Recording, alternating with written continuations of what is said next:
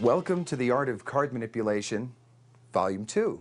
I'll never forget the first time that I saw a deck of cards fanned. I was about 8 years old, and I was watching television, and it was the opening credits for the television series The Avengers.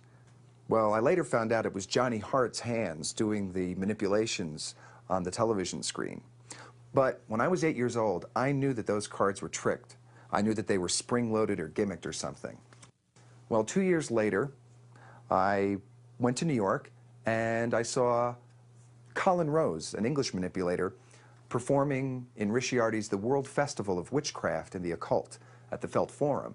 He came out on stage, Mr. Colin Rose and his tales, and he produced fan after fan after fan of cards at his fingertips. Well, being 10 years old and having 2 years of experience in magic, I knew that he had some kind of mechanical device on the back of his arm that delivered the cards to his hand, where they then sprung open, and he dropped them. Well, I had figured it out, so it really wasn't interesting for me. A couple of years later, I saw Richard Ross perform at the Tannins Jubilee, and I had enough understanding to know that what he was doing wasn't mechanical. Richard Ross came out on stage, and right in his opening, he just stood there and produced endless streams of cards at his fingertips.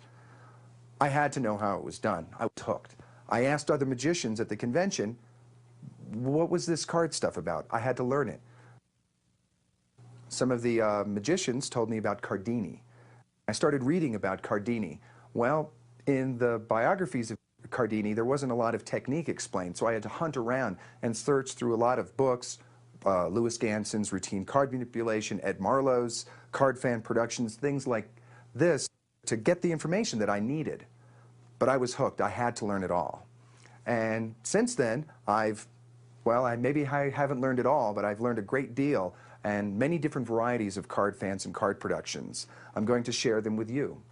I've done these card productions close up. I've done them in parlor situations, and I've also performed card fan productions on some of the biggest stages in the world, Radio City Music Hall. So it's really not the size of the venue or the intimacy of the venue that dictates what type of card magic or card flourishes productions you can do. And I hope you're ready, because the following card manipulations aren't all easy. They're not automatic. You will have to practice.